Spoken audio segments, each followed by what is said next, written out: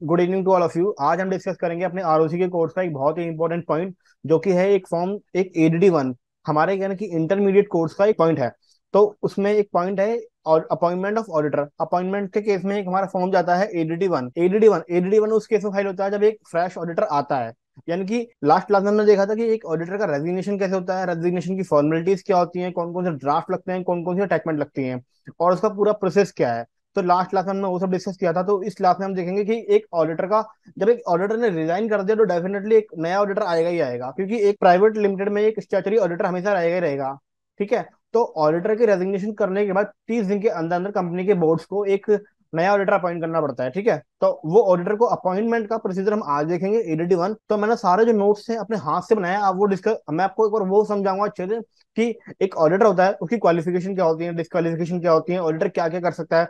ये नहीं किसी को भी उठा के ऑडिटर बना दिया। ऑडिटर की भी ना क्वालिफिकेशन, डिस्क्वालिफिकेशन, ऑडिटर की ना एक कोर फील्ड होती है। एक हर एक ऑडिटर सब कुछ नहीं कर सकता। ठीक है।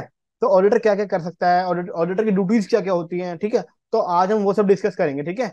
और कौन कौन से सेक्शन में ऑडिटर अपॉइंट होता है, कौन से फॉर्म जाएंगे, कौन कौन से अटैचमेंट जाएंगी, ड्राफ्ट, सारे हम डिस्कस करेंगे। ठीक है। आज अब देखो, पहले हम जब एक ऑडिटर अपॉइंट होता है ना, सबसे पहले कि एक ऑडिटर की क्वालिफिकेशन एंड डिस्क्वालिफिकेशन क्या होती है। ठीक है। Qualification of auditor. एक जो ऑडिटर है ना, एक person shall be eligible appoint for the appointment of as auditor of the company only if he is CA और firm where majority partner are practicing in India as a chartered accountant can also appoint as an auditor. मतलब कि एक single individual auditor और एक firm, उस firm की majority of partner ना वो इंडिया में प्रैक्टिसिंग होनी चाहिए एज ए चार्टर्ड अकाउंटेंट, तो वही फर्म को हम एज ए ऑडिटर एक कंपनी में अपॉइंट कर सकते हैं। जैसे कि इस केस में क्या है कि एक फर्म है, इस फर्म में 5 ऑडिटर हैं। अब जो 3 ऑडिटर है ना, वो यूआई वो यूके में प्रैक्टिस कर रहे हैं, और जो 2 ऑडिटर है ना वो इंडिया में प्रैक्टिस कर रहे हैं। तो ये फर्म ना एक अपॉइंट नहीं हो सकते ऑडिटर। ठीक है। फिर ऐसे ही नीचे एक मैंने एग्जांपल दिया है कि इसमें 5 ऑडिटर हैं। 5 ऑडिटर में 3 ऑडिटर तो इंडिया में प्रैक्टिस कर रहे हैं, 2 कर रहे हैं यूके में। तो ये हमारी ऑडिटर अपॉइंट हो सकती है। ठीक है। इस केस में हो सकता है ऑडिटर अपॉइंटमेंट। ठीक है। फिर मैंने एक मेन पॉइंट देखिए, एक सीए फर्म जो एक प्राइवेट लिमिटेड एक्ट में रजिस्टर्ड होती है, वो कभी भी ऑडिटर नहीं बन सकती किसी भी कंपनी की, क्योंकि एक ऑडिटर जो कंपनी है ना, कंपनी में अगर कंपनी ने कुछ गलत किया है तो कंपनी की लाइबिलिटीज होती है। ठीक है। अगर एक कंपनी को हम ऑडिटर अपॉइंट कर देंगे, अगर वो ऑडिटर कुछ फ्रॉड करके भाग गया कुछ कंपनी में, उसने कुछ गलत फाइलिंग कर दी, गलत इन्फॉर्मेशन दे दी डिपार्टमेंट को, तो वो तो भाग जाएगा। इस केस में कंपनी लाइबल हो जाएगी। तो एक जो सीए फर्म जो as a private limited registered है, वो कभी भी एक ऑडिटर अपॉइंट हो ही नहीं सकती। ठीक है। फिर हम नीचे देखेंगे डिस्क्वालिफिकेशन क्या होती है ऑडिटर की। ये पॉइंट बहुत इंपॉर्टेंट है। ठीक है। देखना इसको कि एक private limited company as a जो सीए फर्म रजिस्टर्ड है, वो कभी भी एक ऑडिटर नहीं अपॉइंट हो सकती, क्योंकि उसमें ना पार्टनर्स की लाइबिलिटी आएगी नहीं, जो ऑडिटर की लाइबिलिटी आ ही नहीं पाएगी। अगर उसने कुछ गलत कर दिया तो उसके ऊपर, उसके लिए कोई लीगल एक्शन लिया नहीं जा सकता। ठीक है। फिर 141 में हम देखते हैं डिस्क्वालिफिकेशन क्या होती है ऑडिटर की। एक जो कॉर्पोरेट बॉडी होती है अदर देन एलएलपी, जो एक फर्म्स होती है ना, ये मेजरली इन एलएलपी एक्ट में रजिस्टर्ड होती हैं। ठीक है। एक बॉडी कॉर्पोरेट, मैंने बोला कि प्राइवेट लिमिटेड ऑडिटर बन नहीं सकती अदर देन एलएलपी। एलएलपी क्योंकि एलएलपी में लिमिटेड लाइबिलिटीज होती हैं। तो एक बॉडी कॉर्पोरेट कभी भी ऑडिटर अपॉइंट नहीं हो सकती। एक ऑफिसर ऑफ द एम्प्लॉई और कंपनी, क्योंकि अगर कोई एक ऑफिसर कंपनी का एम्प्लॉय या उसका एम्प्लॉय या फिर ऑफिसर है किसी कंपनी का, तो वो कंपनी के ही कंट्रोल में होगा। कंपनी जैसे चाहेगी उससे ऑडिट करवा लेगी। तो इसलिए कंपनी का ऑफिसर और एम्प्लॉय कंपनी का ऑडिटर नहीं हो सकता। अगर कोई सीए है, अगर वो कंपनी में एक ऑफिसर एज अपॉइंट है और एक एम्प्लॉय अपॉइंट है, तो कभी वो उस कंपनी का ऑडिट नहीं कर सकता, क्योंकि वो कंपनी के कंट्रोल में हो जाएगा। कंपनी इसको जैसे चाहेगी मैनिपुलेट कर लेगी। ठीक है। A person who is partner and who is in the employment of the officer of the employees of the company. अगर कोई एक कंपनी है, अगर एक कंपनी में कोई एक एम्प्लॉई है, उस एम्प्लॉई का पार्टनर भी ऑडिटर अपॉइंट नहीं हो सकता है कंपनी में, क्योंकि वो अगर ऐसा होगा तो वो उस इंडिविजुअल के उसमें हो जाएगा कंट्रोल में। वो उससे जैसा मर्जी चाहे ऑडिट करवा लेगा, जो मर्जी चाहे इंफॉर्मेशन को हाइड करवा लेगा। ठीक है। तो इसीलिए एक पार्टनर, अगर वो एक पार्टनर, एक जो एम्प्लॉय का पार्टनर है एक कंपनी के, वो कभी ऑडिटर नहीं बन सकता। ठीक है। अब इसमें रिलेटिव के लिए भी है कि अगर उनके रिलेटिव ने कंपनी में कोई शेयर होल्डिंग ले रखी है, तो वो भी एक, अगर 1 लाख की फेस वैल्यू से ज्यादा उसने शेयर होल्डिंग ले रखी है, तो वो एक ऑडिटर नहीं बन सकती। ठीक है। तो उसके रिलेटिव, पता है, एक जो ऑडिटर का होता है ना, वो बहुत वाइडर कंसेप्ट होता है। उसके रिलेटिव तक जाता है पॉइंट, कि अगर उसके रिलेटिव ने कंपनी में शेयर होल्डिंग ले रखी है तो नहीं बन सकता।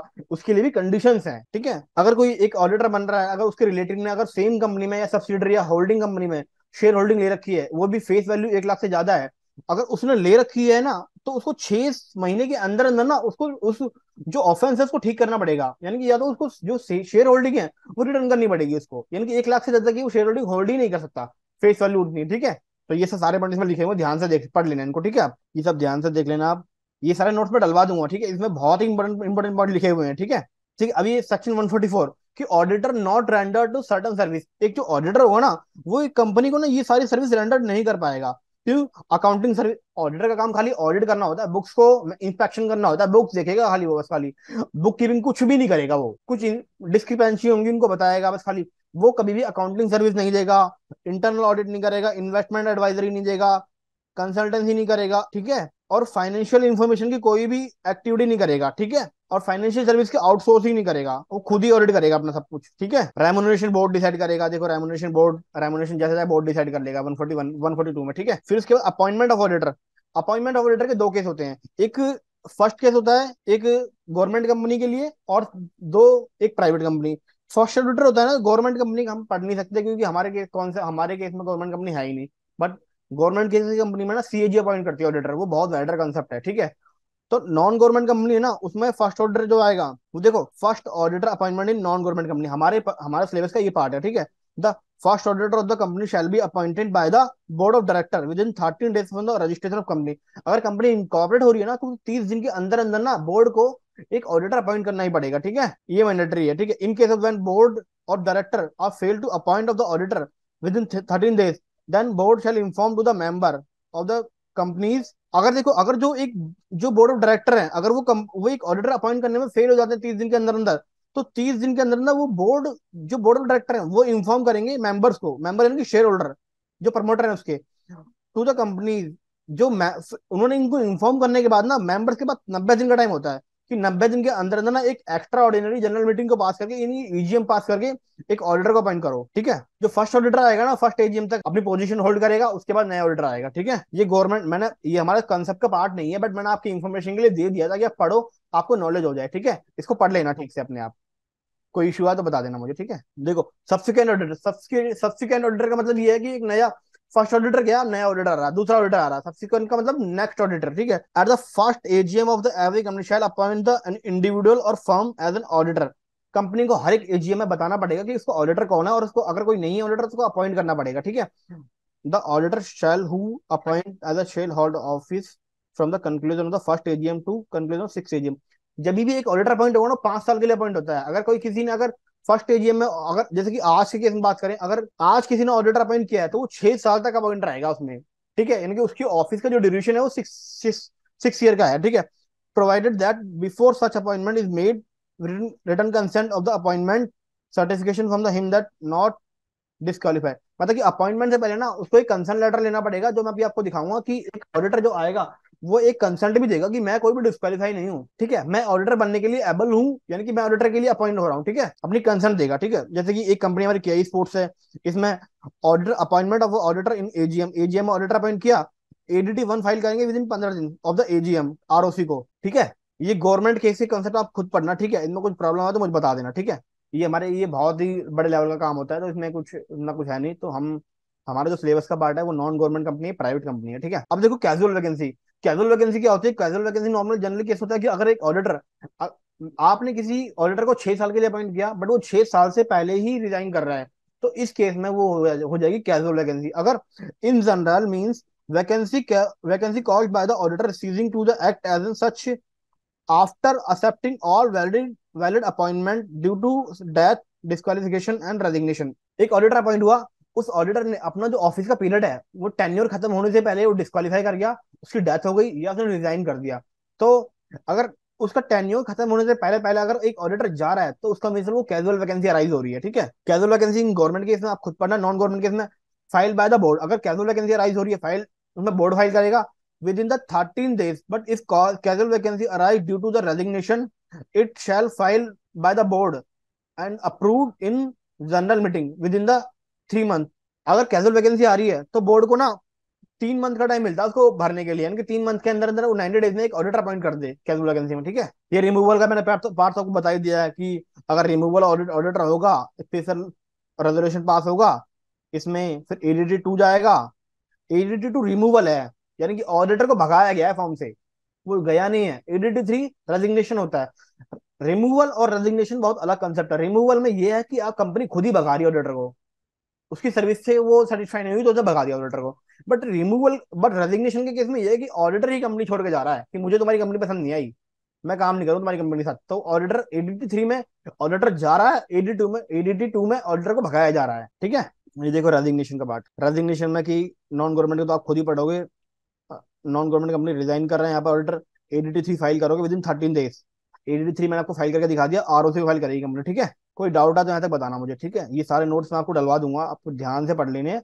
इसमें appointment and resignation and removal से लेके सारे पॉइंट लिखे हुए हैं, आपको कोई प्रॉब्लम नहीं आएगी, ठीक है। अब मैं आपको दिखा रहा हूँ कि अब मैंने आपको एक बेसिकली ओवरव्यू दे दिया कि एक ऑडिटर के लिए क्वालिफिकेशन क्या होगी, डिस्क्वालिफिकेशन क्या होगी, ऑडिटर कब अपॉइंट होगा, उसकी रेजिग्नेशन क्या होगी, उसका टेन्योर क्या होगा, कौन सा ऑडिटर अपॉइंट नहीं किया जा सकता, मैंने आपको सब बता दिया। अब मैं आपको वो नॉर्मल ड्राफ्ट दिखा रहा हूँ, ठीक है, कौन कौन सा की ड्राफ्टिंग क्या क्या होती है। ये देखो ड्राफ्टिंग क्या है।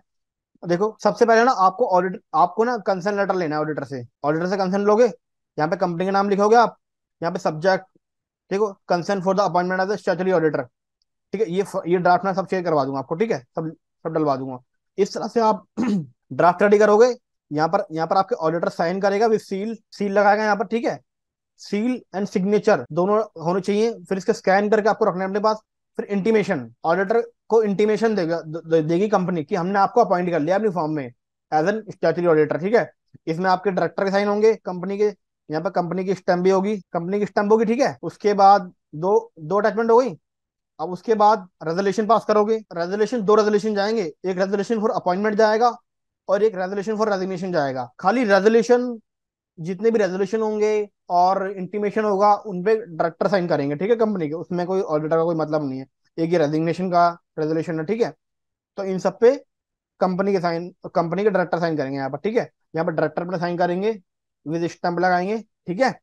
स्टैंप के साथ मैं यहाँ पर लिख देता हूँ, स्टैंप प्लस साइन रिक्वायर्ड, ठीक है। मतलब कि हर एक रेजोल्यूशन पर स्टैंप और साइन होनी चाहिए। अगर आप ऐसे ही अपलोड कर देंगे ना तो वो रिसबमिशन डाल देंगे, फॉर्म अप्रूव्ड ही नहीं होगा आपका एडीटी वन, ठीक है। उसके बाद मैंने आपको ये सारे नोट्स मैंने डलवा दिए हैं आपके इसमें। अगर कोई एलएलपी का तो मैंने पूरा बता ही दिया है आपको।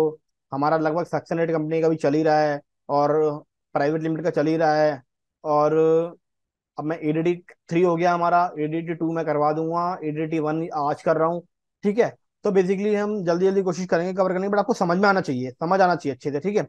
तो अब मैं आपको दिखा रहा हूँ, आप ये सारे ड्राफ्ट रेडी कर लोगे, ठीक है। उसके बाद आपको क्या करना है, उसके बाद आपको ये एमसीए लॉग इन कर लेना है वी थ्री पे।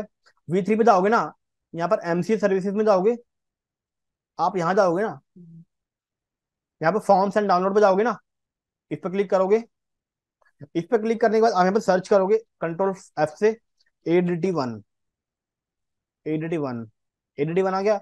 एक किट होगी, एक ई फॉर्म होगा। तो मैं ई फॉर्म डाउनलोड कर लेता हूँ यहाँ से। मैंने ई फॉर्म डाउनलोड कर लिया यहाँ से, ठीक है, सेव कर लिया इसको। इसको यहाँ से एक्सट्रैक्ट करोगे, ई फॉर्म खुल गया, इसको खोलोगे एडोब में, फॉर्म ओपन हो रहा है, इसको अलाउ करो यहाँ से। तो ये फॉर्म आपने डाउनलोड कर लिया। इस फॉर्म को डाउनलोड करने के बाद आपने एडोब में खोल लिया। अब देखो क्या है कि कंपनी का सिन नंबर मांग रहा है, कंपनी का सिन नंबर, ठीक है। तो मेरे केस में कंपनी का सिन नंबर डाल लेता हूँ मैं। मेरे केस में कंपनी का सिन नंबर है, यहाँ से इस पे पता है, एक बार जब सिन नंबर डालोगे ना तो ये फैच करेगा नहीं उसको, डिटेल्स को, ठीक है। यहाँ ऑप्शन पे जाओगे, यहाँ पे ट्रस्ट ऑलवेज दिस डॉक्यूमेंट करोगे ना, इसको सेव करोगे एक बार, सेम फोल्डर में करोगे सेव इसको। मैं यहाँ से इसको सेम नाम से सेव कर देता हूँ, इसको मैं रीराइट कर देता हूँ, ठीक है। मैंने सेव किया इस पे, मैंने इसको ओके कर दिया, ठीक है। अब प्रीफिल करो, देखो अपने आप उठाओ ना डिटेल, यहाँ पे कंपनी की डाल दी डिटेल, ठीक है। फिर whether company is filing under any class of the companies as per the, मैंने कहा 139 में ऑडिटर का अपॉइंटमेंट होता है, इसको यस करोगे आप, ठीक है। फिर नेचर ऑफ अपॉइंटमेंट क्या है, फर्स्ट ऑडिटर है, बाय द बोर्ड है क्या, appointment of reappointment of auditor है, ये सारे केस हैं। तो हमारे केस में कैजुअल वैकेंसी है क्योंकि फर्स्ट ऑडिटर जा रहा है और दूसरा ऑडिटर आ रहा है, ठीक है। तो हमारी कैजुअल वैकेंसी है, ठीक है। कि whether joint auditor have been appoint, हमारे पास जॉइंट ऑडिटर नहीं कि एक कंपनी के लिए मल्टीपल ऑडिटर अपॉइंट हो जाते हैं, ठीक है। हमारे में एक ही ऑडिटर है, ठीक है। ठीक, कैटेगरी ऑफ द ऑडिटर, हमारे में ऑडिटर की फॉर्म नहीं है, हमारे में इंडिविजुअल ऑडिटर है, ठीक है। यहाँ पर income tax permanent account of the auditor, यहाँ पे उसका पैन नंबर डालोगे ऑडिटर का आप, ठीक है। उसके बाद यहाँ पे ऑडिटर की फॉर्म नेम, जैसे कि हमारे केस में था शिल्पी श्रीवास्तव एंड कंपनी, ठीक है। यहाँ पैन नंबर डाल दिया, यहाँ पर आप ऑडिटर का मेंबरशिप नंबर डालोगे, ठीक है। यहाँ पर एड्रेस डालोगे, यहाँ पर सिटी, ऑडिटर, यहाँ पे ये ऑडिटर की वो आ रही है डिटेल, कंपनी की नहीं आ रही, कंपनी की तो ऊपर जाएगी, ये देखो यहाँ पर, ठीक है। फिर यहाँ पर स्टेट, ऑडिटर हमारा हरियाणा का है, हरियाणा। ठीक है, पिन कोड, ठीक है, email ID of the auditor, ठीक है, period of the account which appointed, auditor किस डेट से और कब तक अपॉइंट किया जा रहा है। तो हम जो अपॉइंटमेंट कर रहे हैं ऑडिटर की, नंबर ऑफ फाइनेंशियल ईयर, 5 साल के लिए हमने ऑडिटर अपॉइंट किया। Please enter number of the financial year in field whether the appointed auditor with in the limits of the company specify 3G of section 141। Section 141 of sub section 3G ये बोलता है कि एक जो auditor है ना, वो 20 कंपनियों में ही ऑडिटर अपॉइंट हो सकता है। क्या आप उसी लिमिट के अंदर ऑडिटर को अपॉइंट कर रहे हैं? तो हाँ, हम उसी लिमिट के अंदर आप अपॉइंट कर रहे हैं। तो यहाँ पे 5 डालोगे, 5 आ गया।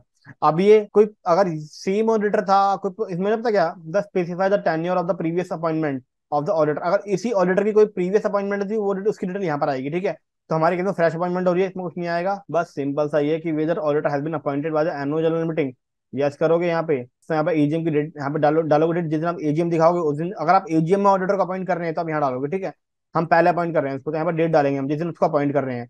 फिर डेट ऑफ अपॉइंटमेंट आएगी यहाँ पर। ठीक है, डेट ऑफ अपॉइंटमेंट आएगी। अगर आप एजीएम अपॉइंट करेंगे तो यहाँ पे एजीएम की डेट आएगी और यहाँ पर डेट ऑफ अपॉइंटमेंट सेम आएंगी। ठीक है, हम एजीएम अपॉइंट नहीं कर रहे, यहाँ पे मांगेगा नहीं। फिर डेट ऑफ अपॉइंटमेंट आज की डालेंगे हम, सॉरी 25 तारीख को डालेंगे। Whether auditor appointed casual vacancy of the auditor, हमारे में हाँ कैजुअल वैकेंसी में अपॉइंट हुआ है। यहाँ पे कुछ नहीं डालेंगे हम। Person vacant of the office, यहाँ पे हम वेकेंट मतलब कि जो ऑडिटर गया है यहाँ से, यहाँ पे ऑडिटर फर्म जाएगी। फिर mention the membership number of the registration of the number of the auditor from who is vacant office, जो ऑडिटर जा रहा है यहाँ पे उसका मेंबरशिप नंबर आएगा। ठीक है, सच वैकेंसी, रीजन क्या है वैकेंसी की, क्योंकि जो हमारा जो यहाँ पे कुछ भी डाल सकते हो आप कि ऑडिटर है वो अदर स्पेसिफाई प्रोजेक्ट में बिजी है इसलिए वो ऑडिटर जा रहा है। फिर यहाँ पे अटैचमेंट आएंगे। ठीक है, यहाँ पे आप कॉपी ऑफ द इंटीमेशन लगाओगे। इंटीमेशन देखो, ये सारे जो रेजोल्यूशन है ना, देखो क्या क्या है। ये copy of the intimation of sand by the company, company ने इंटीमेशन सेंड किया ऑडिटर को। देखो इंटीमेशन ये मैं दिखाता हूँ आपको, ये वाली अटैचमेंट होगी, ये वाली, एंड इंटीमेशन ऑडिटर। मैं आपको सारी अटैचमेंट दे दूंगा। ठीक है, ये वाली, ये इंटीमेशन है, ये इस पर साइन करके, इस पर स्टैम्प करके, ये फर्स्ट में अब वो अटैच होगी। फिर copy of the return consent bye the auditor, पहले कंपनी ने कंसेंट दिया कि हम तुम्हें ऑडिटर अपॉइंट करना चाहते हैं।